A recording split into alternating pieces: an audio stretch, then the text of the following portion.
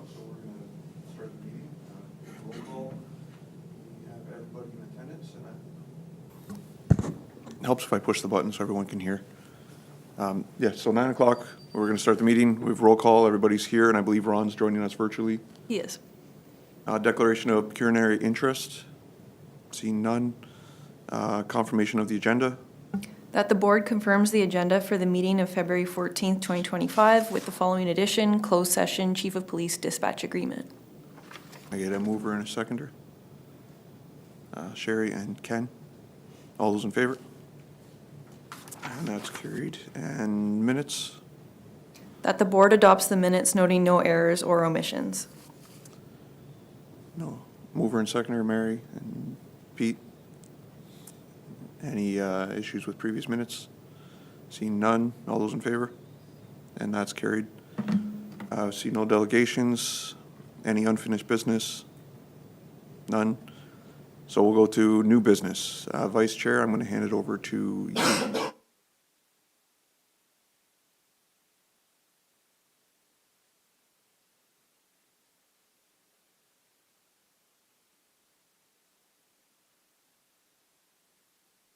All right. Can I get a mover and seconder to defer that? Mary? And, well, Pete, you moved it, so Mary. All right. Everyone in agreement to defer? All right. We'll defer that. Okay. We'll move on to reports. I'll hand that over to you, Chief. First meeting. Thank you, Mr. Chair. With respect to the body-worn camera program, it's no surprise to the board here that we've been running this as a trial program for some time.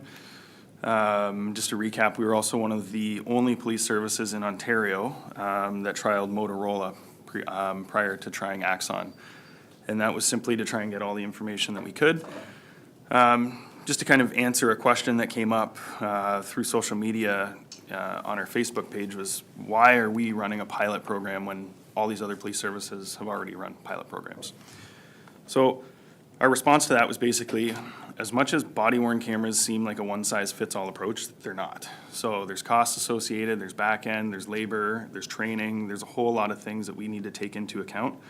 There's interoperability with the Crown and disclosing all this multimedia. So that was the reason for the pilot, because we really needed to see what we were getting into before we kind of signed on. So at the end of this program, we inevitably went with Axon, which was the vendor of choice for us simply because, one, the price, two, the ease of use for our employees, which we're already on a digital evidence management platform. So photos, audio, things like that all go into one evidence-based platform, which the body cams go in as well because it's an Axon program. We were running into having multiple DEMS platforms, which just was complicating. The other thing, the province signed an agreement with Axon as well to be their digital evidence platform of choice for the province for the Ministry of the Attorney General. So we needed that interoperability, otherwise we were going to be doing a lot more heavy lifting on our end, which obviously takes in some costs.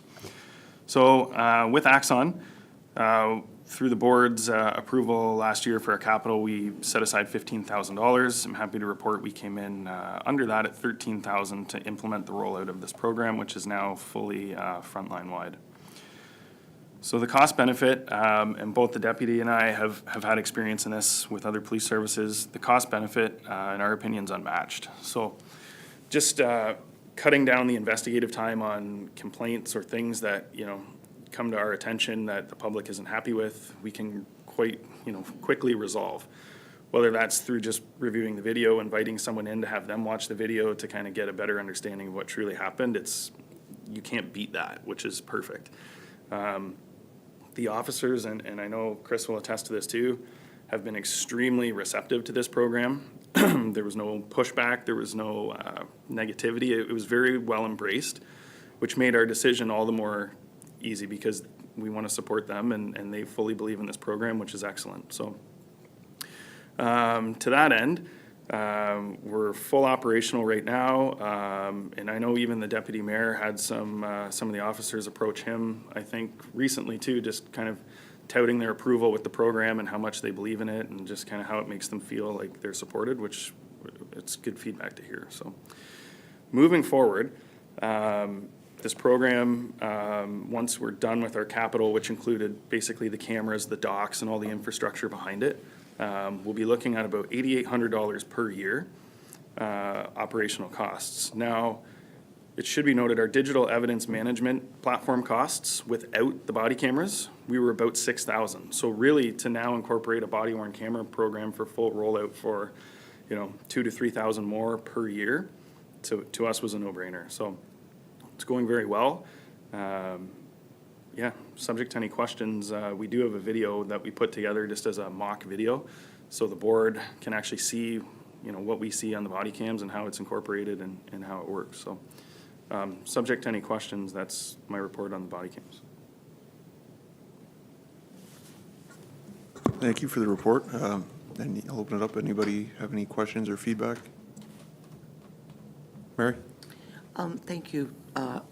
I just had one comment, and I had brought this up before because we had discussed the fact that there were some police departments that didn't care for it, and so I was kind of worried that, maybe it was something we didn't need, but obviously, through this report, that's answered all my questions. I think it's gonna make it easier for our police, and also the cost. I'm really shocked at the cost of it. It's quite reasonable, so it falls well within our budget, so I'm quite pleased with this report, and I think it's a great thing to have. Yeah, thank you. And one of the big things, that these other police services were encountering was the redaction time for disclosure. So through the relationships we have with the provincial crown and the criminal crown in Elgin County, we've come up with a very stratified disclosure approach that doesn't involve unnecessary redaction. And we've actually contracted a third-party company to take care of our redactions, which is built into some other funding through a grant. And their turnaround time for us is about 24 hours on video disclosure, which is pretty much unheard of. So we're sitting in a pretty good spot. Just quickly, before Pete, that third party, do you think they would ever come do a presentation to the board? Yeah, they would, undoubtedly, without speaking on their behalf. But that's the other thing. So this party, and I think we kind of spoke about it before, they employ a fully autistic workforce. So they take care of all of the redactions and all of the tasks that are involved in it. And it's a great program. It started with the Edmonton Police Service. We were the first police service in Ontario, and then I actually spoke about it at one of our recent small mid meetings, and there's now some interest from other police services. So we're kind of pioneer in that regard, but it's been well received by other services too. Thank you. Pete? Thank you for the report, Chief. I had an opportunity at the change of command ceremony, which incidentally was very well done, to speak to two officers, and they fully embraced the body cameras. It makes their job easier. It makes their relationship with the public much smoother, and the gathering of evidence and two sides of the story show up really well. It's been well received. Thank you. Thanks. Through you, Mr. Chair, I've got a short video here if that's okay, and Michelle's got us set up here. So just a bit of a preamble on the video. The way that the body-worn cameras are set up is when they're activated by the officer, they go retro 30 seconds. So that's built in for kind of those emergent situations where you're out of the car, running, and then you hit it, it goes back in time. Video, no audio. And then from there, it just records as normal with video and audio. So this is a mock traffic stop that we did for the benefit of the board. We also incorporated the redaction through our third-party company, so you can kind of see what a redacted video looks like. And it's not very long. I think it's just under 2 minutes. So.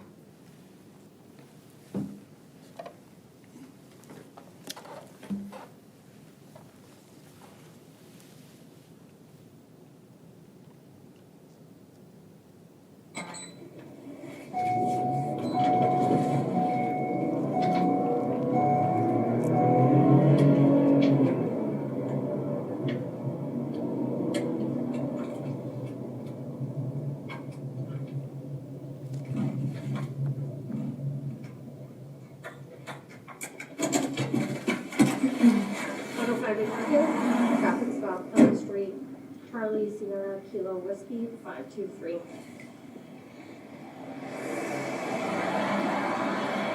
Hi there, sir. Hi.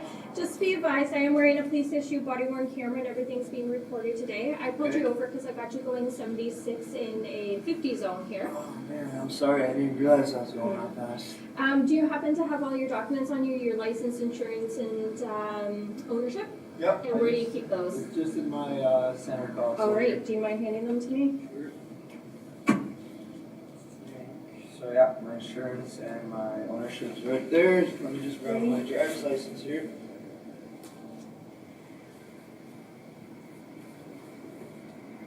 And who's the vehicle registered to? It's not mine. I believe it's registered to a company. In your company? Yes. Okay, so I just have a temporary one for now. I lost my driver's license, so. All right. And your name, sir? My name is Luca. Luca? Okay.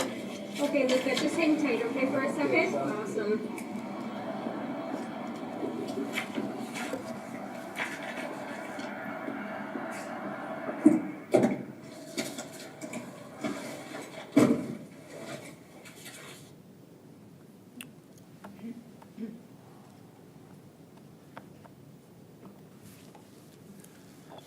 So just a standard traffic stop, obviously you can kind of pick up the audio and the voices of the people that we're speaking to.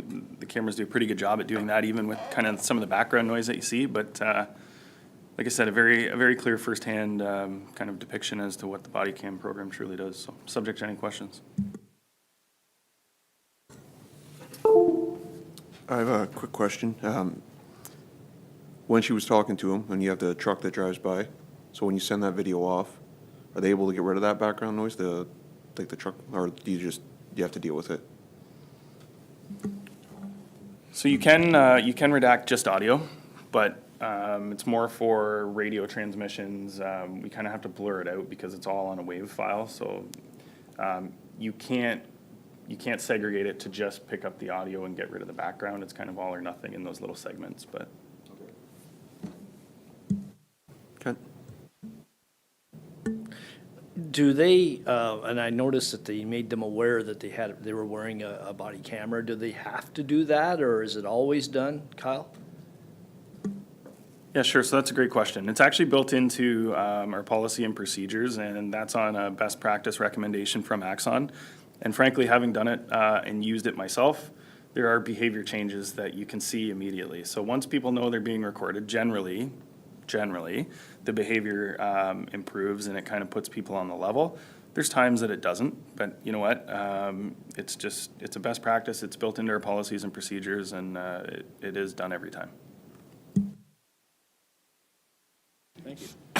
In that particular scenario, when would the camera have been activated? So generally when they open the door on the traffic stop. So when you get out and you're starting to walk up to the car, it's usually when they turn it on, so.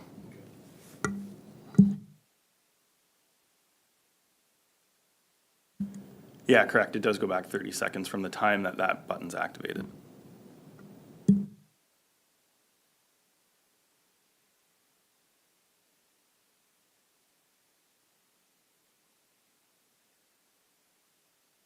Sorry, any further questions regarding the body-worn cameras?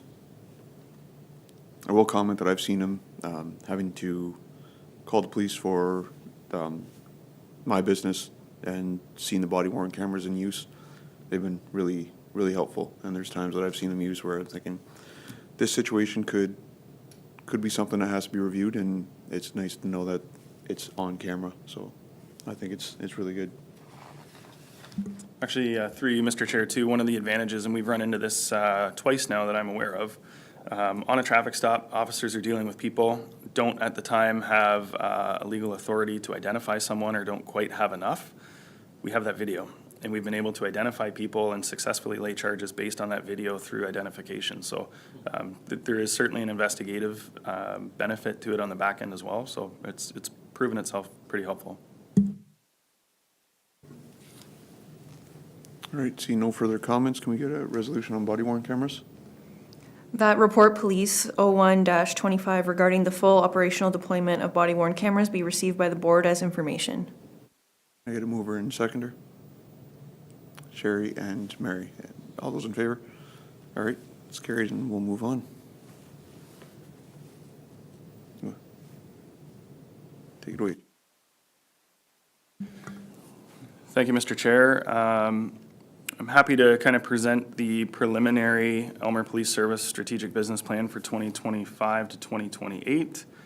My thanks to Michelle for kind of making it look the way that you see it here today. And also, thanks to everyone who provided feedback on this, and that includes the community, the board, council, and members of our police service. So, based on this fact-finding mission, a survey was presented in October of 2024, trying to identify some main issues, main concerns, and basically what the public wanted to see from the Aylmer Police moving forward. Based on those surveys, we were able to formulate what we believe is a pretty robust strategic plan to kind of take this police service into the future and provide a cost-effective and professional police service to the town. As I said, preliminary here, there's a couple things still to be kind of remedied and subject to the board's feedback before we go live with the full rollout. But I'm sure you've had a chance to take a look at it. One of the things that I'm actually would like to draw the board's attention to is on page 7, Aylmer Police 2024 snapshot. And what we did here was just find some comparators to kind of show where we stack up, because I know through speaking with some people and even colleagues, there seems to be a bit of a misnomer about what the true cost of policing is from the Aylmer Police in the town. And I don't know if that's just been passed on through bad information, but no better information than true data. So this is where we sit. I will tell you, we are the only police service in Ontario, save and except my friends in Deep River who haven't yet to formulate their 2025 budget, that's under 3 million, which I think is pretty impressive.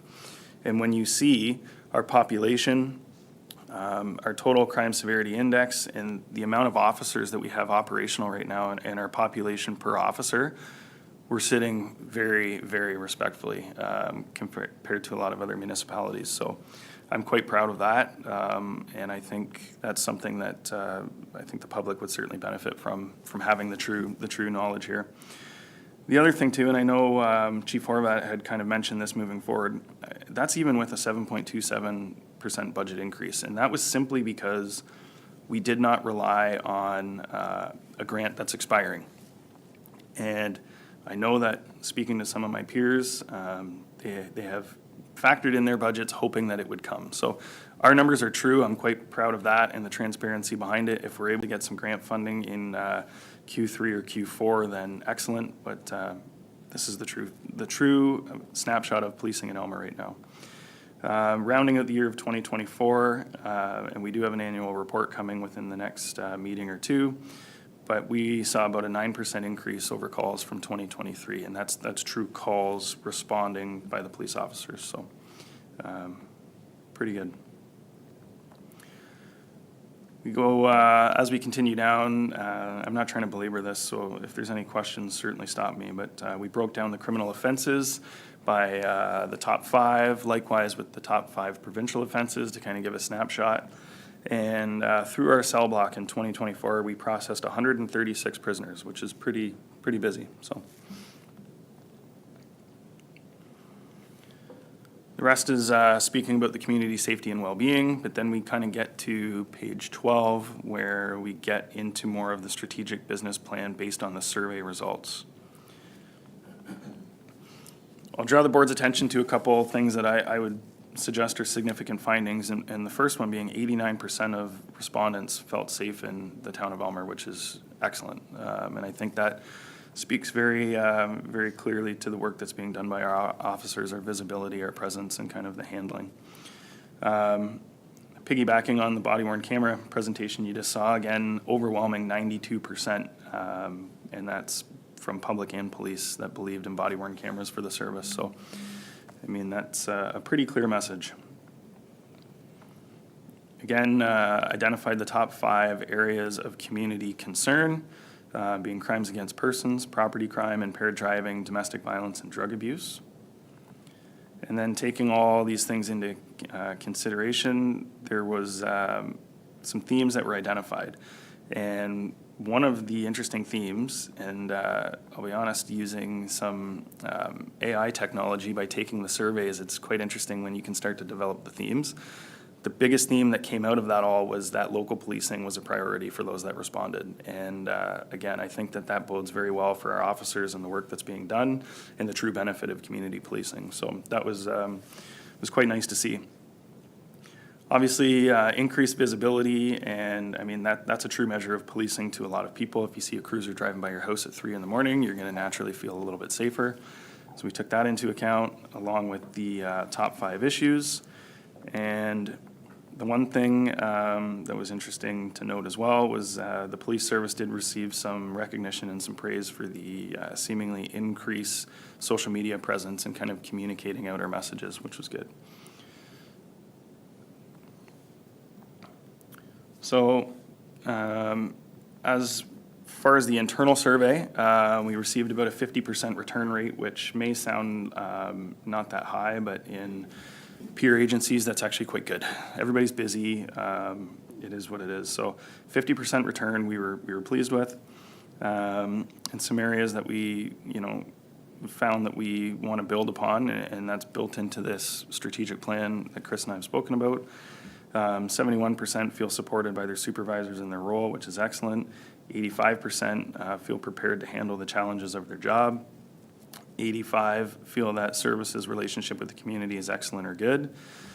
But then, conversely, 42% feel they have adequate resources and equipment to perform their job. So that's something that the deputy is looking into as well, building a plan for training and equipment in relation to the CSPA, and something that we're focusing on as well. Common themes, staff would like to see more training, more resources with equipment, and suggestions to improve the workplace culture included more staffing, which was identified as the #1 concern of our employees. So again, something the deputy and I are taking quite seriously, and have a bit of a staffing plan to present to the board at a later time. So that moves into our objectives on the executional for the strategic plan moving forward. And the first one's visibility and community policing. And as I said, that's kind of the fundamental component of community policing. We've already taken steps to increase our visibility, and that included decaling up a car that had no decals. That was just a plain car. So we've now got it decaled. So people will see that cruiser out driving around a little bit more to increase our visibility. So we're stepping in that direction. We've also got plans, and the chair was very supportive of this, with basically a pop-up tent to ensure we're at the community events. We've made a commitment. There's basically not a community event that we're going to miss this year. So we want that presence. We want that interaction. We want to be available. So that's built in there as well. And again, building on our staffing plan here at some point, as the board knows, one of my priorities has been beat and foot patrol. Expanding upon that will be bike into the parks in the summertime again. Staffing permitting, but a priority that we want to see come through to fruition. Community safety and well-being, again on the community engagement and outreach, maintaining our high level of presence at community events, educational opportunities, things like that, the Touch a Truck event, the bike rodeo, just a couple things. We're also, I'll take a moment here to mention Josh Hearn, who's one of our constables. He does an awesome job at all the community kind of related things, and he's spearheaded a hockey game that's going to be happening here it's the Battle of the Badges on Family Day on Monday, which has a bunch of our members, Elgin OPP and Elgin County Fire as well, and the Police Association has sponsored a free skate ahead of time, which I believe starts at 1:30. So it's very much in line with what we're doing, and we've got a lot of officers behind the scenes that are very big on that. So my hat's off to Josh for taking care of that. Again, no surprise here to the board. One of the biggest themes that came from our internal survey was the facilities. And my thanks to the board for supporting the improvements. And I can tell you, and Chris will attest to this too, the staff have already come to us and they're they're noticing it, they appreciate it, it's making a difference. We're in the later stages of it right now, and we kind of hope to have everything done by summer. So we're trucking right along, well under budget, I might add, at the moment, and it's going well. But, you know, I said it before, and, you know, you have to feel supported where you're working. You have to feel like you're in a professional environment to provide a professional product, and that extends to the public. And we've done some things as well when you come into the interview rooms that really kind of change that experience for people. And building on that, the lobby will be the last part, but we're moving ahead very well. So it's well received by the staff. Resources, we're also implementing an end-of-life planning cycle to kind of be more in tune with end-of-life and forecasting items. So things like, you know, the portable radios that I came to you for, you know, we will be able to forecast a little bit further in advance to kind of spread the wealth and just have a more seamless transition on equipment. We're also going to be exploring technology, and I believe I've said it before, but one of the benefits of a service our size, and especially when we go and talk to our peers with bigger services, we can get things done, and we can implement things like digital notes or, you know, body-worn cameras very quickly, very efficiently, get all of our people trained, and we can get up and running with it, where other services, it's not that easy. So we are going to look to expand on our technology, and as I said, digital notes. Through our records management provider, we're probably going to be trialing in-car ticket printers, which has been long overdue in my opinion. So yeah, we're going to keep trucking ahead on technology and ensure that our people have what they need. So lastly, on the organizational effectiveness, we've got some plans basically to upgrade our training through the CSPA. We've got some leadership development opportunities, some lateral opportunities that we're going to keep pushing for our people to, you know, get them the training and have those skills to, you know, be more effective on the front line. With our employee wellness, one of the things we've done, Constable Long and Constable Ross have been tasked with researching and developing a peer-to-peer program, so for wellness support. And they're two of the right people to do that, and they're working very hard at putting together a case for what we need to do for training and how we're going to get this up and running. So I expect that to be up and running by the summer as well. And yeah, basically, that's the kind of the Coles Notes version. Recruiting and retention is both big to the deputy and I here too. It's not lost on us, and I know the board through our conversations, what it costs us truly when we have a member move on to get someone to fill those boots and then get them to the spot that they need to be. It's a big cost, it's a big task, and retention is going to be one of the main tenets for us. So subject to any questions from the board, that's kind of the 30,000 foot overview of the strategic plan. Thank you for that, Chief. I'll open it up to all the members. Thanks, Kyle, for that report. And just the one area, the bicycle patrol. I live on south end of Aylmer, and I can tell you that they were through our area there a few times last summer. And I had several neighbors mention that, you know, they appreciated that. They hadn't seen it in a while, and so that's great. Yeah, thanks. So, and that's kind of what's fueling us. I mean, the community here has a pretty open line of communication and stuff like that gets back to us, and we know that that's a priority. So that's, again, something we're certainly going to focus on. So I appreciate the feedback. Chief, you touched on the advantage of a small service being the opportunity to get more training, and the internal report said they want even more. Have you figured a plan how to accomplish both? Yeah, thanks. So we have, and one of the things the deputy has pitched, and one of his kind of projects is running training that we're going to host. Because if we can host training and have other services come to us, there's a bit of a cost recovery and more rollout we can do. So that's something he's exploring, which I think is a great idea, and it's fully supported. The other thing is our partnership with the Biker Enforcement Unit. We're having a member laterally seconded who's getting training and experiences that he otherwise would not be getting, which completely, trickles down to the service when he's back here and has that knowledge, skill, and ability that he can then help others with and, develop that member. And that's also in a short 3 to 5 year secondment, which then someone else will take that position as well, and we'll go from there. We've also got the Ontario Police College, which we're looking at how we're gonna go forward with them. We've got one member seconded there right now, and they're always asking for more. But it is a very, very good opportunity for our people with limited laterals to go next door, get more courses, get that training, you know, be someone that, you know, can pick up those skills and then again, bring them back to our service when they're done. So, yeah, and the biggest thing with that too is we're trying to find that balance between the increased training costs of everything being off-site. So if we can host, our advantage is everybody's used to coming to Aylmer for training. So if, you know, they got to stay, you know, at the same hotel, but, you know, be a couple more kilometers down the road for training, we've got some sites we think would be good. So, yeah, we are going to expand on that.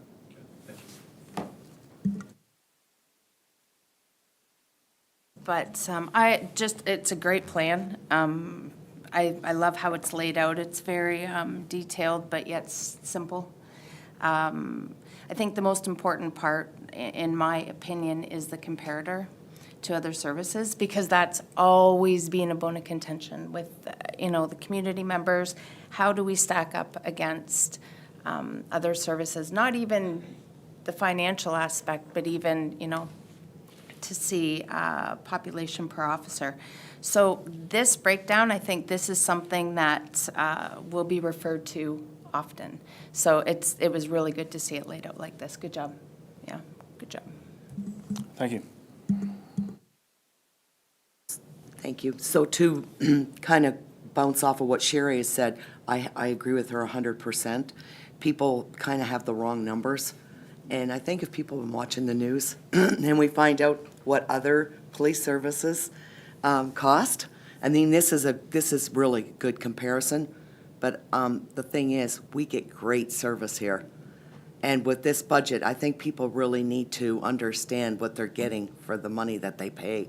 So we're very pleased with what you're doing. And I want to mention as well with the budgeting, that's a very important thing, not to put supposed grants in your budget.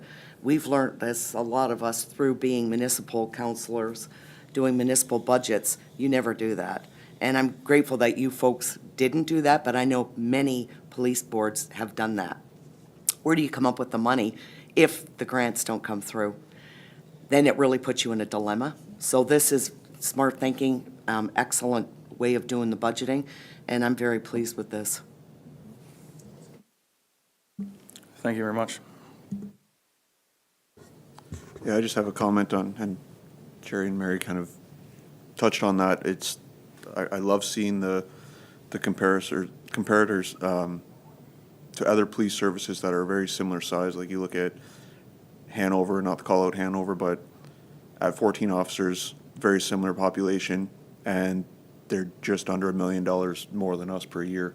That really goes to show. And then when you look at the rest of the strategic plan and how community involvement and community policing is such a focus of the Aylmer Police Service, and I've mentioned this before, where officers say this is the one place they've come to work where people wave at them with all 5 fingers, which is great. So I think the community really appreciates the Aylmer Police Service. I don't think, like Jerry was saying, that they might not have seen or known the numbers compared to other services and the great position that we're in.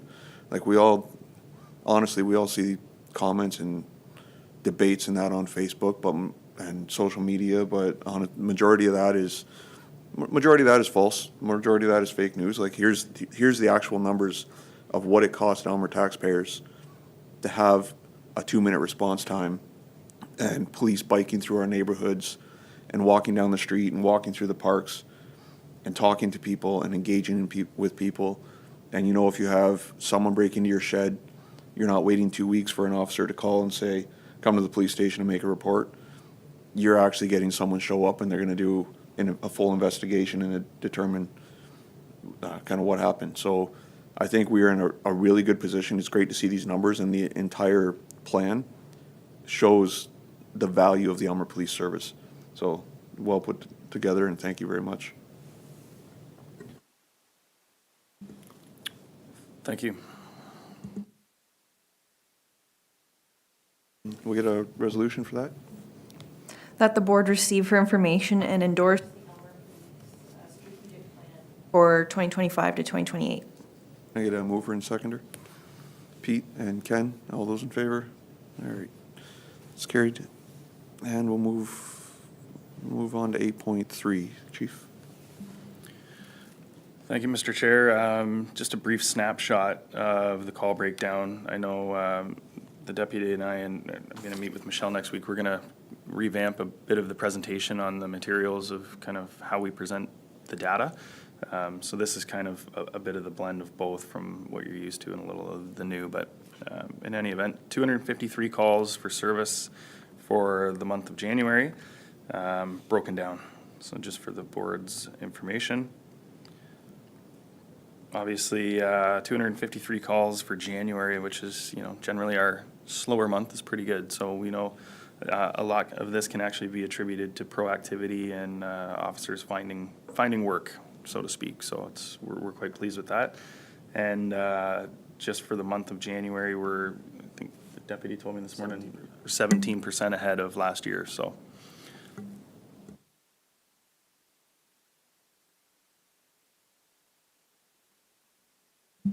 Subject to any questions, that's kind of the snapshot. But again, like I said, we'll break it down here shortly as well.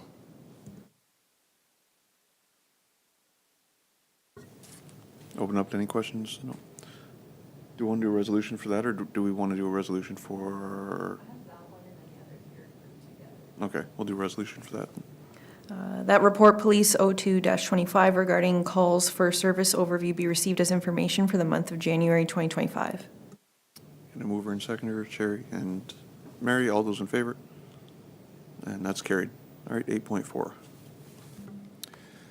Thank you. So this is basically a pretty robust breakdown of the collision statistics for the town of Aylmer for the year of 2024.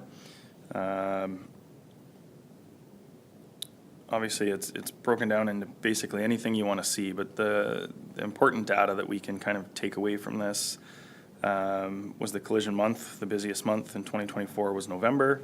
The busiest time was about 11 a.m.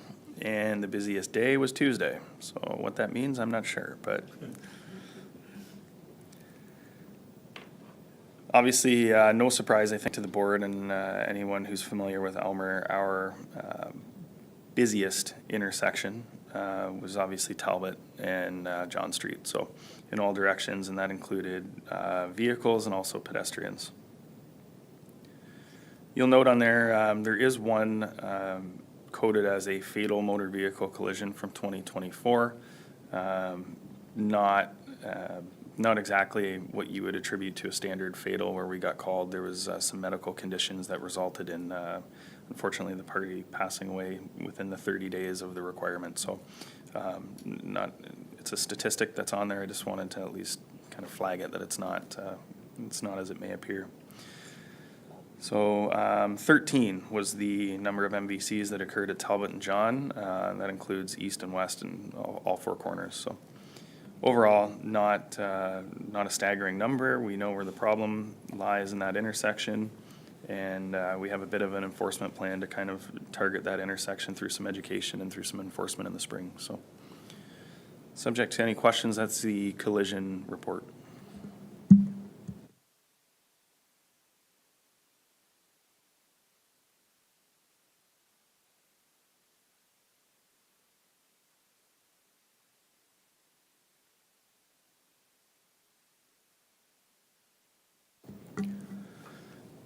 Thank you, Mr. Chair. Quick snapshot here. What the plan is, just so the board's aware moving forward, we're going to provide quarterly comparisons. The data monthly just doesn't typically show trends. So we will present a quarterly comparison for the board. But in the meantime, we'll just do a snapshot of each month. So crime prevention, 4 Crime Stoppers tips this month. I attended 1 high-risk domestic meeting virtually. We participated in 2 community events, 34 hours of foot patrol, 3 park patrols, and obviously no bike patrols. 23 charges were laid in the month of January, 1 being attributed to a youth.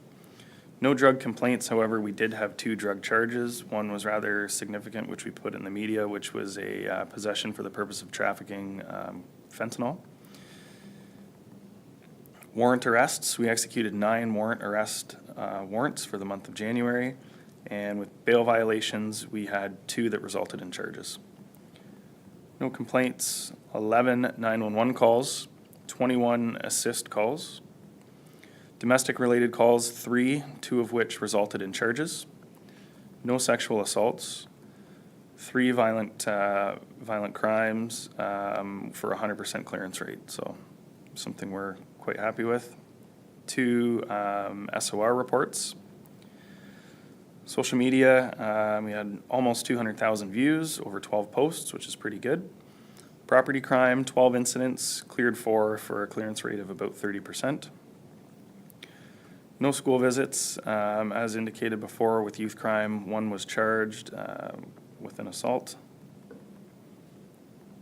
1 situation table meeting we participated in, however, no contributions on our end for any members of the public. 30 follow-ups conducted, 3 MCERT mental health calls for follow-ups. We had 5 mental health calls, 1 of which resulted in a Mental Health Act apprehension. Enforcement was quite respectful for the month of January. 70 traffic tickets issued, 1 liquor ticket, 9 compulsory automobile insurance act charges, and 1 cannabis control act. We ran 3 rides, stopped 375 vehicles, 9 people warned under the Highway Traffic Act, 6 roadside tests administered, 3 standardized field sobriety tests administered, and it's omitted there, but we ended up with 1 impaired driving charge for January. No use of force reports. The prisoners processed in the breakdown for the month, 9 males, 1 female, 1 youth. 4 were held for court and 5 were released by the police on undertakings. We had 1 member participate in in-service training. We had 2 courses run for our members as well, and the total was 120 hours.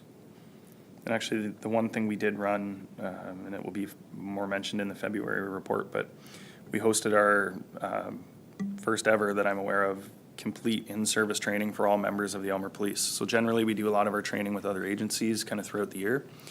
This was the first one where Chris and I planned it, that we had everybody together, and we brought in the Crown Attorney in St. Thomas, who spoke for 2.5 hours on best practices and case law, and then we had the Provincial Offences Crowns in for the last 2.5 hours in the afternoon that talked about charges and best practices there too, and it was very well received.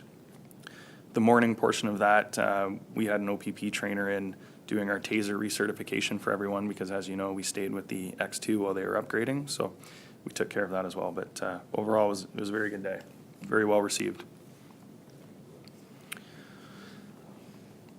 So as I mentioned, 253 calls for service for the month of January, a 16% increase over January of 24. As mentioned, we had the change of command ceremony, and my thanks to those that attended. Crime unit, very busy right now, fraud, luring, VEU, CISO, and has quite a robust workload. So, subject to any questions, that's the review of January of 25. Open up, any questions? Nope, all right. We'll move on, Chief. Thank you, Mr. Chair. So this is just going to be the January numbers. I spoke with Ms. Sachs about our finals for 2024, which we'll present at the next meeting. Spoiler alert, we've got a surplus of somewhere north of 30,000, so we're in good shape. So we will have those numbers to the board next month. But for January, no surprises here. We're at a overall 10%, and that's largely attributed to a lot of the association and user fees, maintenance agreements, and all of that stuff trigger right in January. So we've got ahead of those a little bit. Nothing start to stand out at all. And again, we're in the process of waiting on a couple grant submissions that we've put in that were not accounted for, but we'll keep the board apprised on that as well. Like I said, a pretty straightforward January budget, subject to any questions. That's the operating budget. Open up to any questions or feedback? Seeing none, can we get a resolution, Michelle? That the reports of the Chief of Police be received for Can I get a mover and seconder? Pete and Ken. And all those in favor? And that's carried. Any comments, feedback on correspondence that's come through? Nope, seeing none, we will move into closed.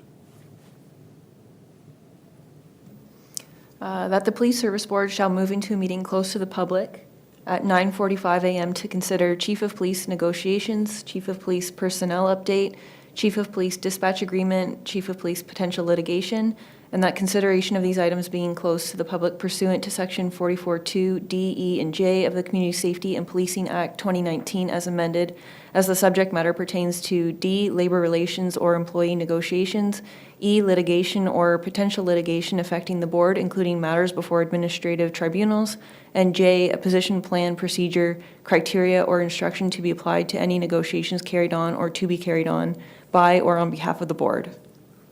Can I get a mover and seconder? Sherry and Mary, all those in favor?